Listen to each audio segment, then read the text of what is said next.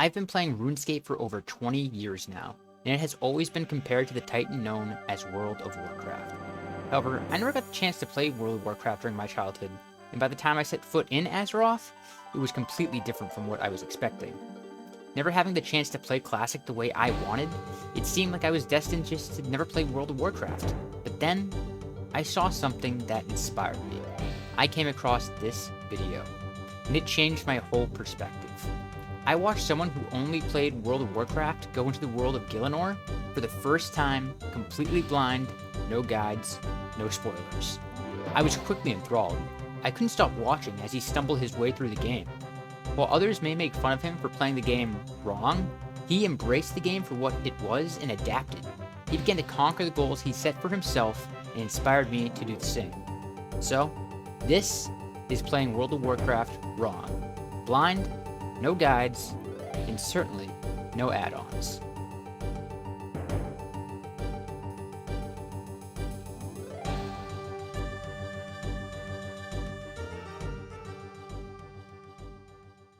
Last we left Bunglederp, they were in Stormwind, after learning skinning and leatherworking. I asked a guard for directions to the engineering trainer while I'm here, since I want to know exactly what it can do. For the Alliance. He points me in the direction of Lilium Sparkspindle, who can be found in the Dwarven District. Looking through the recipes, it looks like engineering is mainly for creating bombs and guns.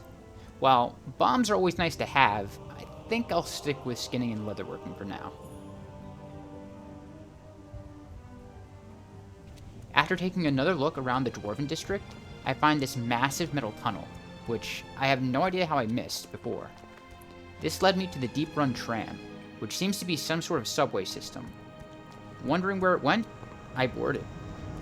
While we take this ride, let me explain why I chose these professions.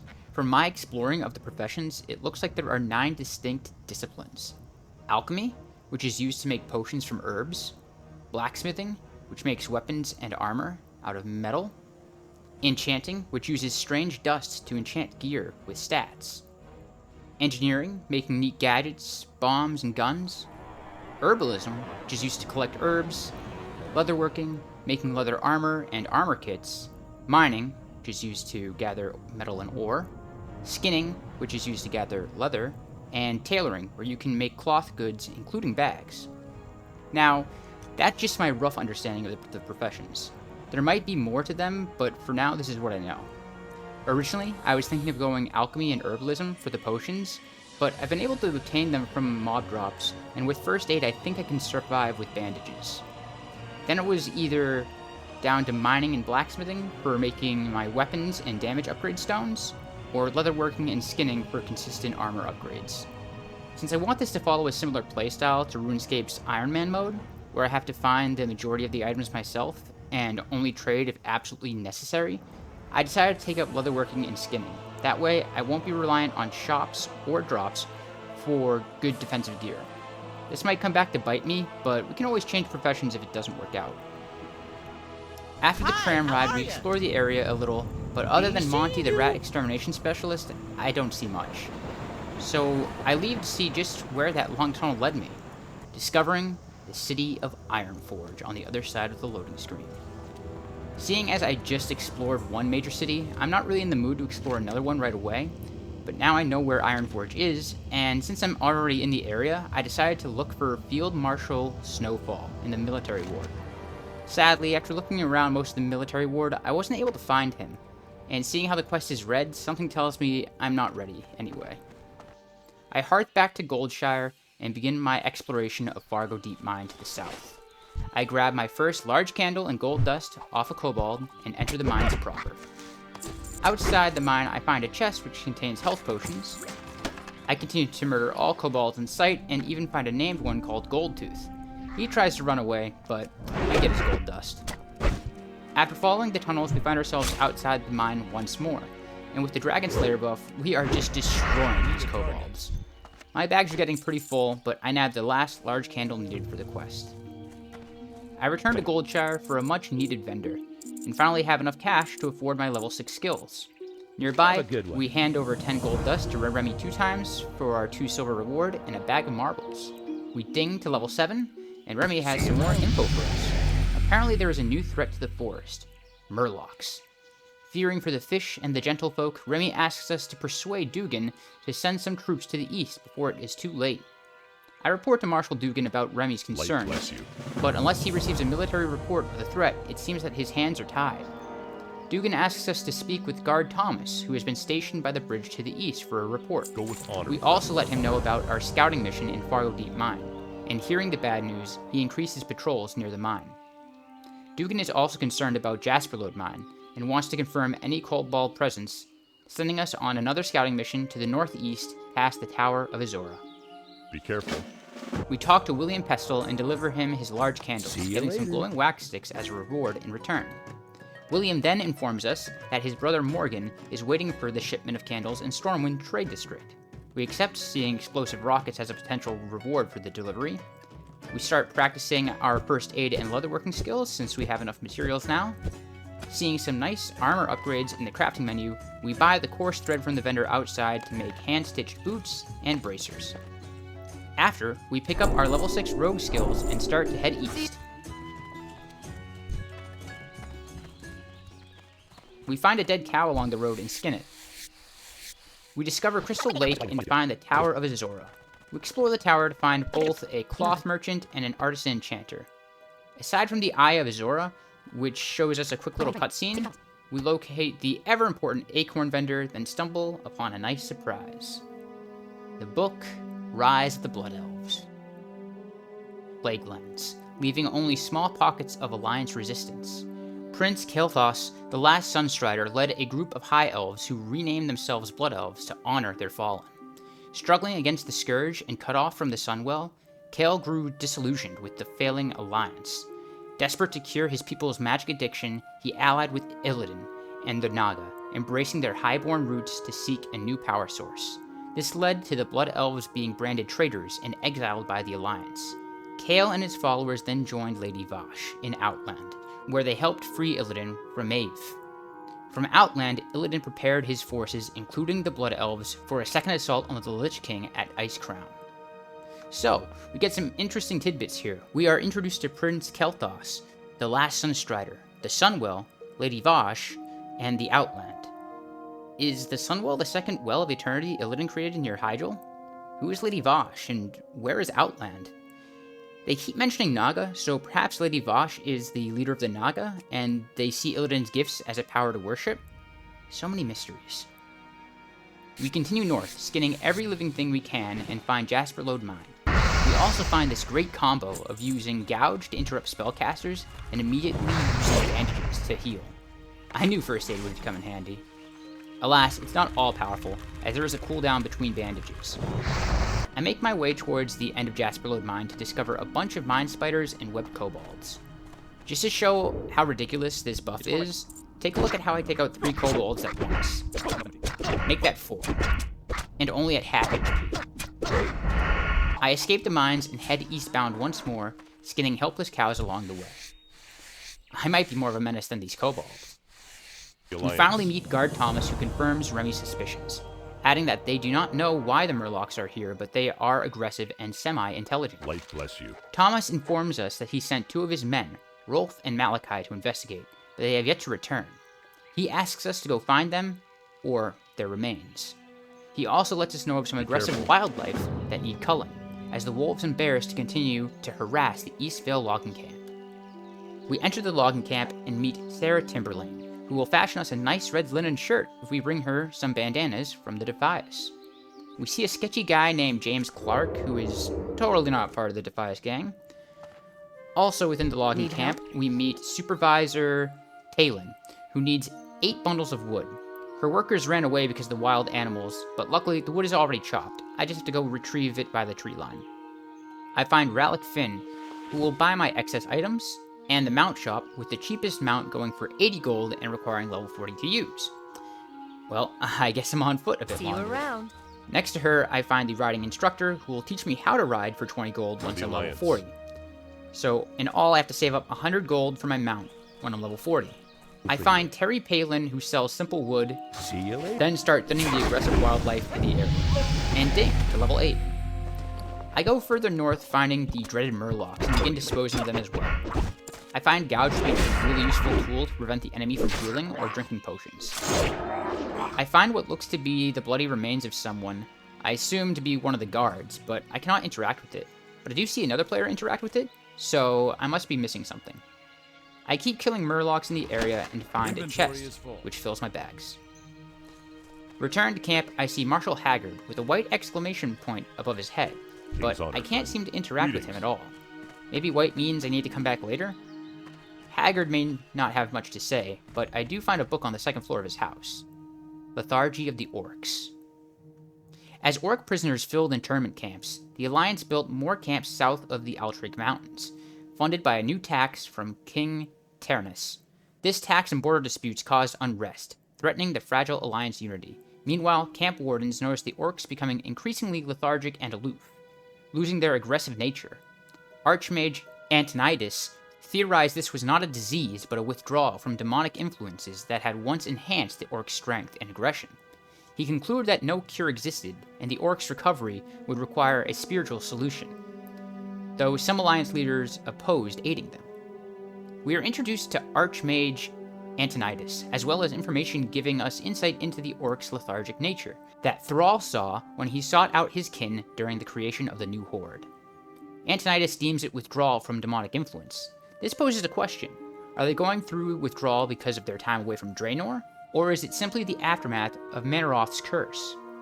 It's most likely due to the demonic curse, but we really don't have much information about Draenor yet, and it begs the question if the land itself is cursed. Afterwards, I clear my bags at a vendor and hearth back to Goldshire.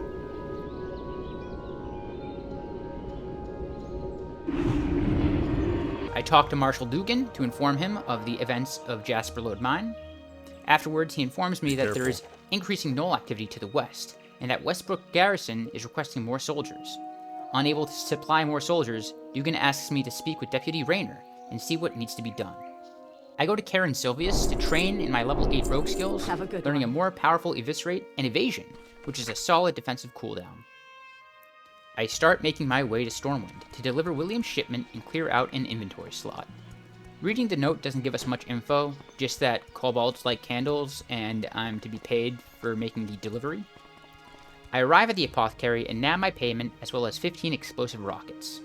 I find Wu Ping and get trained in the use of one-handed swords. Nice. On my way to the bank, I notice Officer Maloof, who will give us rewards for exchanging Alliance Commendation signets. Alas, I'm not sure how to get them just yet. I deposit my second malachite in the bank, then make my way back to Goldshire, crafting myself a hand-stitched vest for a nice upgrade.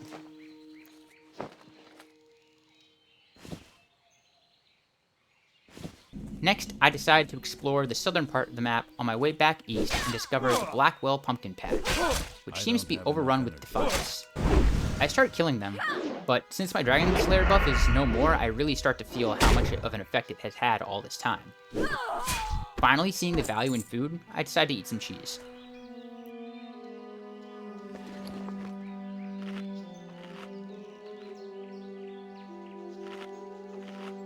I also see some named Defias NPCs in the house, but one of them is level 10, and I'm not so brave without the Dragon Slayer buff.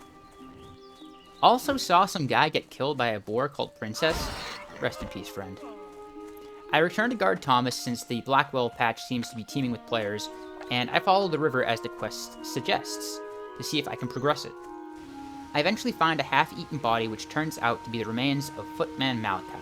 I take his medallion and make my way back to the Murlocs to see if I can interact with the other remains now. I get sidetracked and finally find the bundles of wood in the tree line. I find what is left of Rolf's body next to a grave of Murlocs and ding to level 9.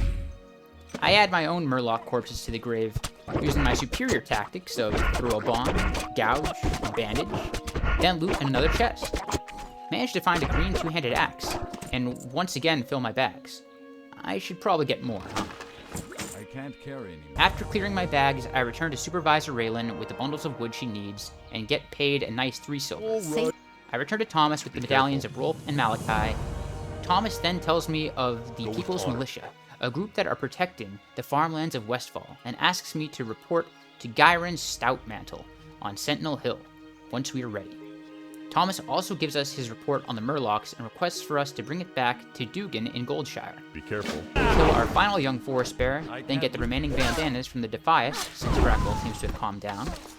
We return to Thomas once more to get our reward for culling the local wildlife, and he rewards us with 2 lesser healing potions, also suggesting that something in the forest is making the local wildlife more bold. What could it be? Sarah keeps her promise, crafting us a beautiful red shirt in exchange for some Defias bandanas, and I start leveling my cooking using boar and wolf meat I picked up. I also start reinforcing my armor with light armor kits I made through leatherworking. It's pretty cool that it is a permanent upgrade and not just a temporary timed buff, like the sharpening stones. I return to Marshal Haggard, but his quest icon is now gone, so I guess I don't know what the white exclamation mark means. I start traveling back to Goldshire, but make note of a few areas I want to explore, mainly the center island of Stonecairn Lake, the north of Stonecairn Lake, the other 2 farm plots, and the other 2 hidden parts of the map. On my way back to Goldshire, I discover Crystal Lake and a nice chest waiting for me. There are a bunch of low-level Murlocs, and this is where I first die, as I aggro 8 Murlocs somehow, and they completely destroy me. I also learned about the daze mechanic, which seems to have a chance of happening when either your back is to the enemy, or maybe too many of them are hitting you at once. I release my spirit, and hey, remember that cemetery just north of Goldshire? So this is where you respawn. But if you choose to resurrect, all of my items will be damaged. I still don't know how the durability system works, so I decide to run back to my corpse. I still have a chest to get anyway. Also, pretty cool you can water walk when I ghost. I revive and meticulously kill every Murloc in the way of me and my beautiful chest. And even though they are lower level, there were still a couple of close calls due to the sheer number. I love how level suppression isn't too overwhelming, and even lower level mobs can still pose a risk to you, if there are enough of them.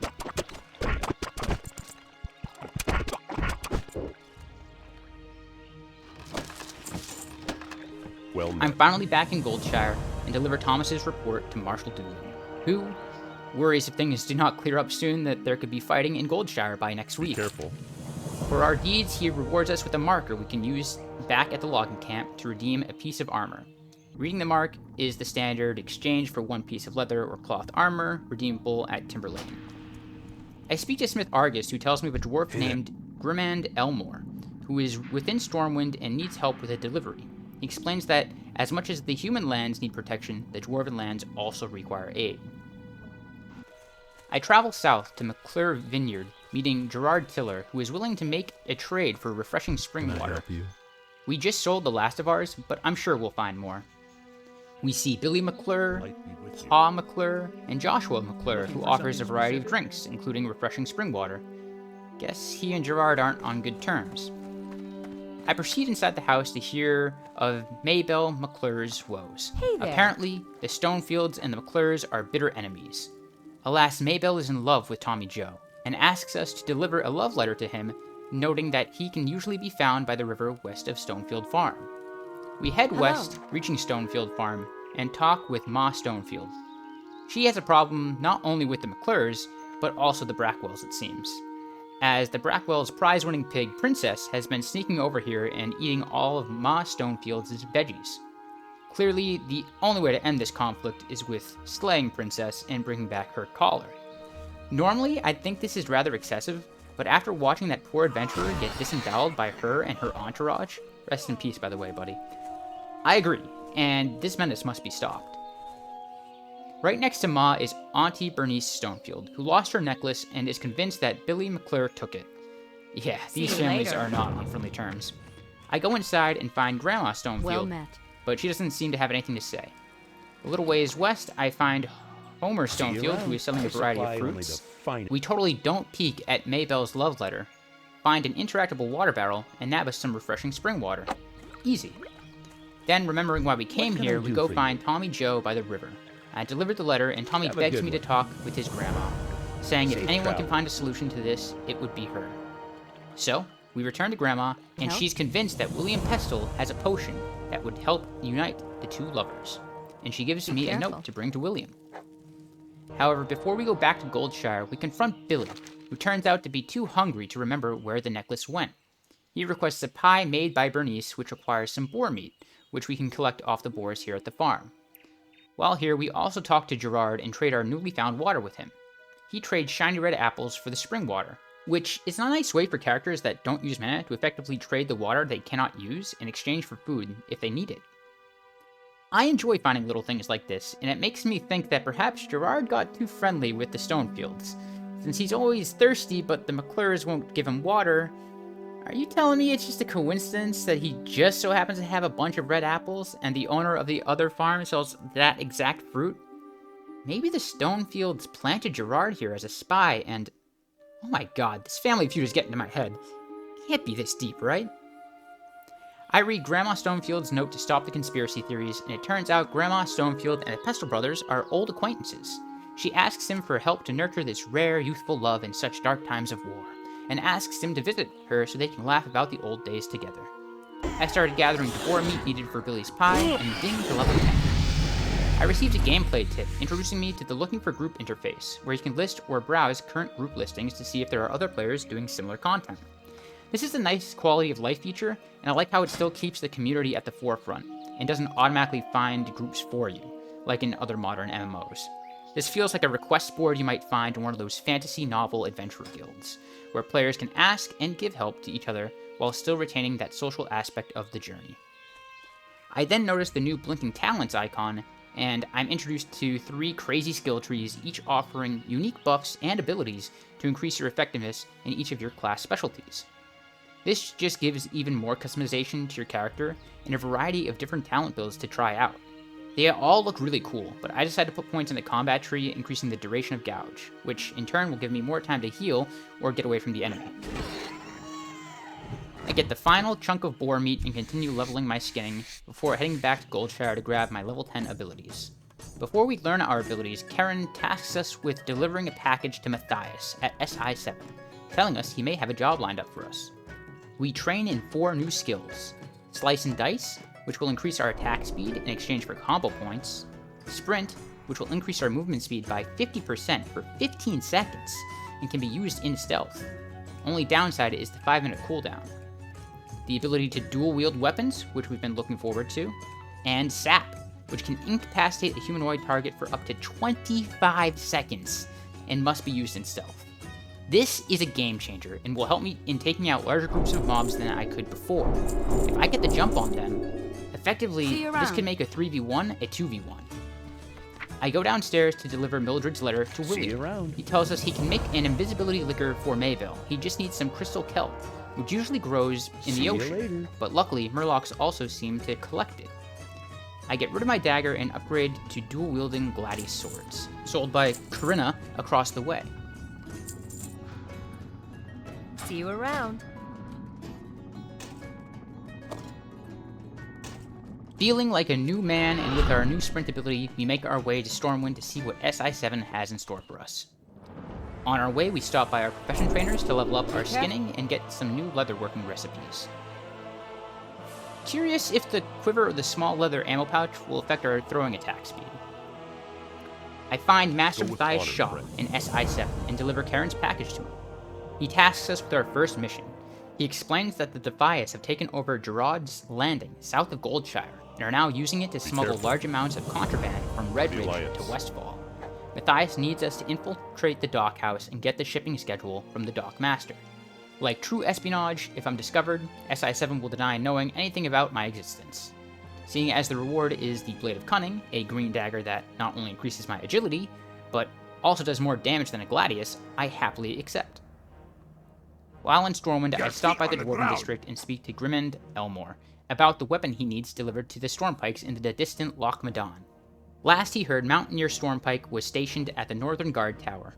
Although I don't plan to go there just yet, I accept the delivery anyway, seeing it rewards me with a nice 7 silver. I make my way to Kendor Kabanka, whom I found in Old Town previously, hoping he has the recipe to cook some of the raw fish I found. But sadly, we are low on funds, and he doesn't have the recipe. Thinking perhaps the fisherman trainer may know how to cook the fish, I ask a guard for directions, and he reminisces about spending a day down at Crystal Lake fishing. I find Arnold Leyland, the fishing trainer, and Catherine Leyland, a fishing supplier, to find cooking recipes for fish. but not the See you fish around. I'm looking for. Good day to you. Regardless, I pick up the lowest level recipe and train myself in fishing, hoping it could be a good source of food and cooking experience. I learn the recipe and start fishing off the pier, but I can't seem to be able to catch anything. Maybe I need to go somewhere else as a beginner? The guard did mention Crystal Lake. Maybe that will be a good place to start? Traveling back to Goldshire, I find this neat little pier on the west side of Crystal Lake, and this time I'm actually able to catch the small fish. I continue to fish, getting myself a stack of raw small fish and a few larger fish that I hope I can sell for some silver. I end up getting to 32 fishing and finding out that different items have different max stacks. The max stack for a small fish is 20, where the max for the armor kits is 10. Something to remember for the future. Right behind the pier, Have I a find good a leather one. worker and skinning What can I trainer, do for you? so I won't need to go all Have the a way to good one. Stormwind when I need to train. I also find a small group of children standing lifelessly and staring at the wall upstairs. Totally not a secret cult that worships Sargeras. Again, I didn't see anything. Unfortunately, the 10 and 12 pound fish don't sell for much, but I do cook all my small fish in the kitchen, getting some nice cooking levels. I make my way back to Crystal Lake, this time to kill the murlocs and get the crystal kelp they love to gather. I use this chance to try some of my new abilities and train myself in using swords. By the time I'm done, I'm practically maxed out with my sword skill, and return to William with the kelp he needs for the potion. He makes the potion for us to deliver to Maybell, and will even reward us with 5 more healing potions. Safe. I deliver the invisibility liquor to travels. Maybell, and watch her disappear.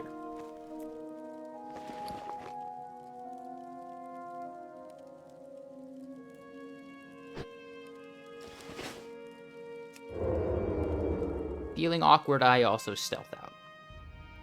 I make my way back to Stonefield Farm to see if Maybell made it to Tommy Joe. I think she's still invisible. Hopefully it wears Hello. off soon. Well, it's not my problem. I give Bernice the chunks of boar meat, and she agrees See to you bake the around. pie if that would get her necklace back. She also See you gives later. her regards to Billy, namely, hoping that he chokes on the pork belly pie. Have a good one. I return to the McClure Vineyards to find a massive pile of dead boars. Getting XP, don't mind if I do. We give the pie to Billy, and it jogs his memory, informing us that he dropped it by Fargo Deep Mine while playing. And he saw a big gold-toothed kobold take it into the mine. Huh, gold-tooth. Last time I killed him, he didn't drop anything. Maybe it requires me to be in this part of the quest for him to drop the item? Before I check, I head a little east to discover Gerard's Landing, as well as the Defias Dockmaster. I initially sneak in, but it looks like he sees me, so I panic and hit him with a sap, not realizing it takes me out of stealth, nor that he summons 3 bodyguards upon getting hit. I try to take them on, but even with all the tools at my disposal, without the Dragon Slayer buff, I feel the limit of my strength and die for the second time. I make my way back to the body and try again, spotting another 3 Defias roaming around outside. I wait for the Dockmaster to respawn, I guess someone killed him, then pick his pocket for the shipping schedule. Seeing the chest, I don't want to leave without looting it, so I try taking on his goons again. But this time, I don't have my defensive cooldowns, and I get dazed multiple times, which I think we can now confirm it happens when getting attacked from the back. As last time we were fighting 3 of them at once and never got the debuff. Even though I die here, it teaches me that turning your back to an enemy can be the worst idea possible. But I'm not one for giving up, so I return and start picking them off. I narrowly beat 2 of them using my gouge and bandage tactics. I eat some food to heal up fast, lure the Dockmaster outside and away from the patrol. Alas, it looks like the bodyguards respawn, so I have to take them out again as well. Now comes the annoying part, the Dockmaster respawned. Not wanting to fight them all again, I try to sneak the chest, but I'm quickly discovered. This time, I have sprint up, so I'm able to get away. I still don't give up and try again. This time, I find Furlbrow's deed off of one of the Defias members. It explains how the Defias pressed the Furlbrows to give them the deed, thinking it would be of use to forge other documents. It also lets us know that the Furlbrows are on their way out of Westfall, but were last seen stuck with a broken wagon. I get rid of the last remaining bodyguard and try to take out the Dockmaster one more time. But he resummons the bodyguard I just took out, and I'm barely able to get away, getting lucky to not get dazed. Not wanting to deal with this bullcrap anymore, I decide to leave the chest be, but thinking about it now, it was probably a better way of going about it. Perhaps if I kill the Dockmaster and sneak into the house, I could get the chest? Or maybe if I leave one bodyguard alive, that would stop him from spawning the other 3? I'm not sure, but things to try again in the future if I go back. I make my way back to Brackwell Pumpkin Patch to face off against Princess for an epic fight. I take out her entourage, no problem, and utilize the Gouge first aid combo to take her out. On my way back to the logging camp to redeem my armor mark, it seems Guard Thomas has a new quest for us. Turns out, after delivering the report to Dugan, the Stormwind army has placed a bounty on Murlocs. You can find them either to the north, where they built a village along Stone Cairn Lake, or south, near the forks in the stream. The quest reward is a slightly better sword, so I eagerly accept it, looking for 8 torn Murloc fins. Before we get sidetracked though, we turn in our armor mark for some patched pants. Be careful. After I vendor my stuff, I create a small leather ammo pouch to test if 1, it can carry my throwing knives, and 2, increase my attack speed. Sadly, neither seem to work, so we sell it and get a much needed upgrade to our bag space. I head north and start killing Murlocs for the bounty, where I find a chest. At this point, I'm getting more familiar with my class abilities and feel comfortable juggling a few enemies at once, really taking advantage of the upgraded Gouge, and nabbing the final torn Murloc fin.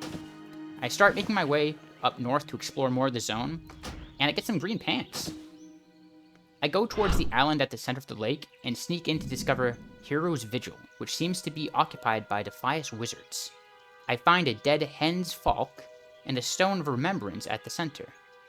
After taking out a few wizards, I'm able to interact with the stone, learning that it is a monument dedicated to all the fallen in protection of Stormwind during the First War. I'm out of range. I find it strange that the Stormwind army doesn't seem to care that the stone is effectively under Defias control, but perhaps this makes sense to how thin the army is spread. I go back exploring the north and find some Riverpaw outrunners in what seems to be a part of a ruined building. I get attacked by a prowler and find that it brought me a green sword. Thanks, buddy. I also ding to level 11 and investigate the ruined structure to find nothing interactive. I upgrade Gouge again because it's amazing, and work my way along the north, finding a knoll camp and another chest, which rewards me with my next bag upgrade, the small green pouch. Past the knoll encampment, I find another ruined structure with a stolen chest inside. I try to open it, but I need James's key. I think I know a James that might just have it. Before I investigate James, I return to Thomas to turn my Murloc fins, getting that well-used sword. It is here that I learned some swords are main hand only, while others can be both. Oh well, I guess I'll just vendor it.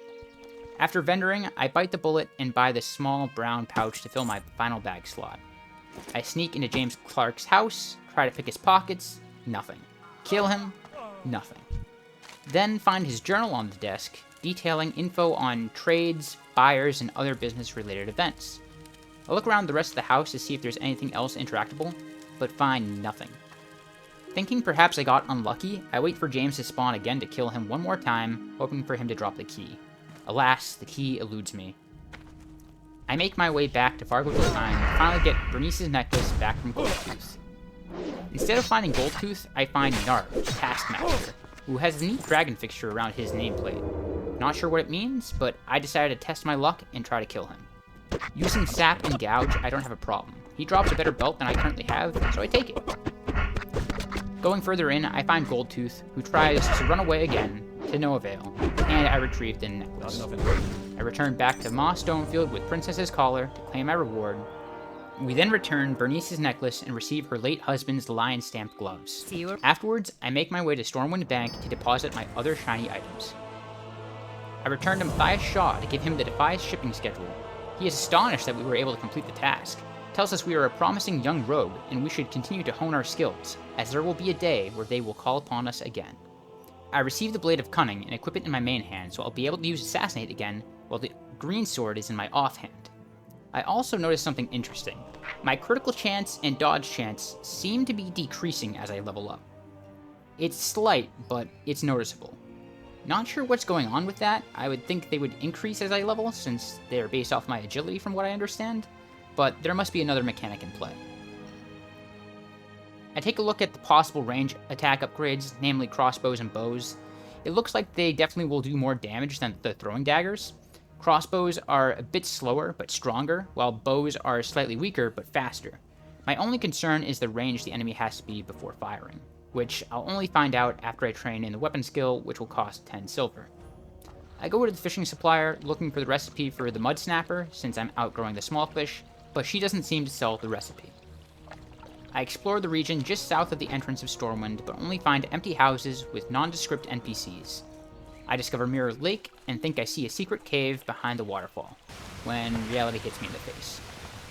I then find Mirror Lake Orchard, which also seems to be run by Defias. I take out the bandits right in front of the house and spy another named NPC with that full dragon decoration across their nameplate, Morgaine the Sly. I pickpocket a folded handkerchief, but I'm immediately caught, gouged, and poisoned. Fearing for my life, I sprint my way out, just to come back and sap Morgaine while I take out her helper and proceed to take her down as well. I look inside the house for anything interactable, but find nothing. I continue heading west to find Forest's Edge and the Westbrook Garrison. I find this wanted poster explaining that a huge gnoll named Hogger is prowling the woods of southwestern Elwynn, and it has overpowered all attempts at capture. The Stormwind army now wants proof of his demise to be brought to Marshal Dugan in Goldshire. We meet Deputy Rayner, who is confused by the higher-ups sending the bulk of the army abroad when the home is still under so much pressure. We inform him that Marshal Dugan sent us and hopes we can give him a hand. Gnolls also seem to be invading parts of Elwynn, with a large pack just south of the guard tower and another group infesting areas near Stonecairn Lake, which we previously saw. The army will commend anyone who helps kill them and bring back their painted armbands as proof of their death. I go inside to explore the garrison itself to find Sergeant de Vries, who sells all manner of drink. A large war room, but nothing of interest to interact with, and finally the weapon and armor merchants. We also find a large guard tower just to the south, but once again, it seems to be mostly for decoration, as I couldn't find anything around it or inside it to interact with. Remembering the named NPCs at Brackwell Pumpkin Patch, I go back and see if they have any drops of note. Utilizing my brilliant tactics, I sap Morgan and gouge the mage while luring the last one outside, just to get ganked by another fellow member. Regardless, I'm able to take care of 2 of the named NPCs before using Sprint to run away. Once I'm back inside, Morgan the Collector is easy work. I look to see if there's anything to interact with inside the house, but again, find nothing. After looting the bodies, I also didn't find anything of note. Oh well, it was worth a try. I make my way further east and discover Ridgepoint Tower, which completes all the blank spots on my map. I find another ruined structure guarded by some wolves and decide to investigate. My 2v1 becomes a 4v1, and I die. I revive and take my revenge, hoping to find something, but again, find nothing. I explore Ridgepoint Tower to be treated with a copy-paste of the Westbrook Tower, and once again, nothing interactable. Now that this whole zone has been effectively explored, and remembering that mobs can drop quest initiation items, I go back to Stonecairn Lake, killing every wizard I can see, hoping to find some hidden quest. After making a full loop around the island and not receiving any drop of note, I move north to start killing the gnolls for their armbands, and secretly hoping one of them will drop James's key. Yeah, I still haven't given up on that chest. My first kill rewards me with a Green Warrior's tunic. I can't use it, but it should fetch for some nice silver. During my culling of the gnolls, I do this crazy pull where I end up with 4 enemies on me. And it's here where I see just how crazy Gouge can be if used properly, especially with Sprint. I barely won the fight after using all my cooldowns. This fight was crazy, and it showed me the potential this freedom of gameplay allows. You can tackle fights in so many different ways, and if you know how to use your skills, you can come out on top in an otherwise deadly situation. I ding to level 12 with the final point to improve Gouge in the talent tree. I get into another crazy fight where I barely survive by using a combination of Gouge, First Aid, throwing daggers, and the maxed out Eviscerate to claim victory. Not ready yet.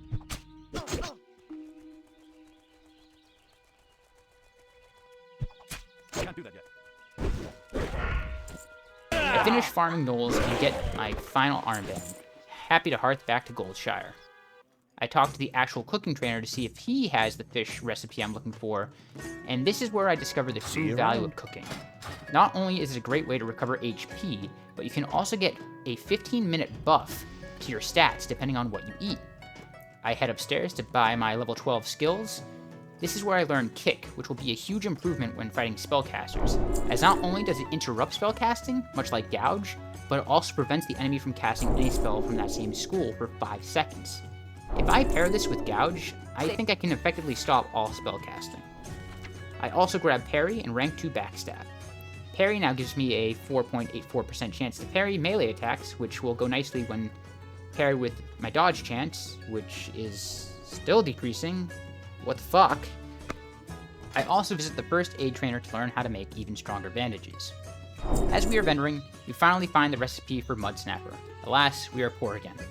We buy enough thread to make a green leather vest, and by selling our extra green sword we got off a drop, we have enough money to buy the new recipe. We don't have the cooking level to learn it just yet, but I know it won't be long until we do. Then we head back into the Lion's Pride Inn to have ourselves a nice little rest before we continue our journey in playing World of Warcraft wrong.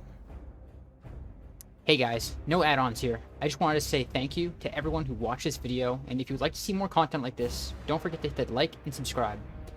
I'm relatively new to making videos like this, so if you have any feedback that would help me to improve, that would be greatly appreciated. Right now I'm experimenting with the cuts and the sped up gameplay.